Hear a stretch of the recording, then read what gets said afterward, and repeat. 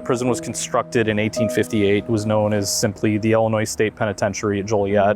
It was preceded by a state penitentiary that was built on the Mississippi River community of Alton. Because of deplorable conditions and actually as a result of the prison being a privately leased operation, which is an interesting feature, there was a call to build. By 1858, the penitentiary had begun construction here. 53 inmates came up from the Alton Penitentiary, quarried the limestone, were housed here, and actually built the prison around themselves.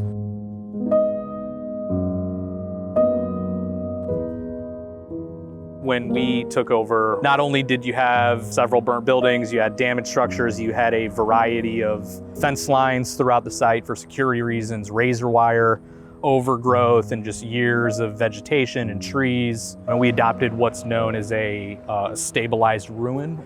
Essentially, we want to make sure that the buildings are physically safe, but the presence of the decay and the abandonedness kind of speaks to, these are forgotten people in some respects that put them behind walls, not only so prisoners do not get out, but so our eyes do not get in. Even when it was constructed in the 1850s, this was a notoriously massive, intimidating place. Its size was commented on from the earliest days of the penitentiary up until today. Visitors are really amazed by how physically large the site is. It encompasses 16 acres inside the walls. You have almost 24 outbuildings in there, things like chapels and dining halls and dormitories. Throughout those years, you always had about 1,000 or 1,500 inmates here at any given time, which is a lot. And, in addition to a couple hundred staff members, guards, essentially a city within a city. Joliet has had a synonymous relationship with the penitentiary, being the prison city. That was a complicated legacy, and it was part of the reason that it was okay for the prison to kind of sit empty because, that reputation had sort of underwritten negative perceptions about the city of Joliet. In light of the damage, the arson, the vandalism, we collectively decided the prison has defined us for long enough as a community. Why don't we take this back? Why don't we define the prison to the rest of the world, capture this interest, capture these dollars, and really take this site back, if you will, on behalf of the city of Joliet. The interpretation of the site from the beginning was something we knew was going to be challenging and complicated because we knew we would want to be respectful of a variety of viewpoints. You have incarcerated persons, you have victims of crimes, you have employees that were here, you have the perception of this facility with the city of Joliet. It took a variety of research. It took a strong stomach to talk about some very hard truths, whether you're talking about mass incarceration today and kind of the straight line from the 1860s and after the Civil War, or you're talking about convict labor, things that are still complicated today. We knew we had to be respectful. We knew we had to be fact, evidence-based in our interpretation of that. What we learned in the feedback from our guests is that they were surprised to learn some things. I think we pushed people off of the fence in our direction with being honest and truthful about the history, for better or worse. There's the morbidity and the grotesque side of this that kind of attracts people and that, we do discuss. I think there's also more socioeconomic, cultural takeaways that we want people to have, and we want people to reflect on what's happening today.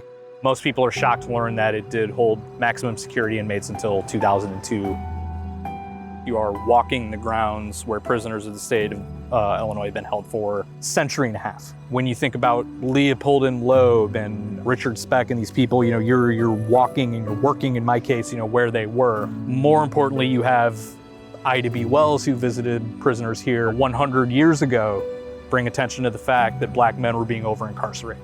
The prison was designed in 1858 to essentially be the only prison that Illinois would ever need because it was so massive. Within 20 years, the only prison the state would ever need filled up over capacity to 2,000 inmates. You see suggestions in media at the time that was attributed to post-traumatic stress disorder following the Civil War. Several financial panics after the Civil War. 2/3 or thereabouts of the inmates were in here for theft, larceny, and overwhelmingly for crimes against property. So for stealing things, for trying to survive. Kind of stays with you. A term I've heard is emotional residue. You feel this sadness, you feel hopelessness.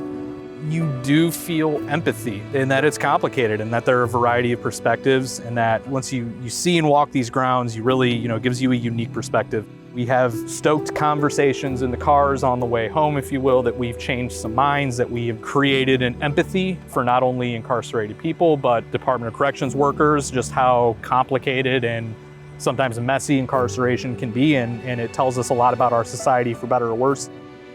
But you also do feel a sense that we can and we will and we want to do better. It's an emotional experience just as much as it's an educational experience. It was built in an effort to want to do better, but like many things in history, it evolves. It's old, but it's still with us. If you want to know and learn about a society, look at its penitentiaries, look at the history they present.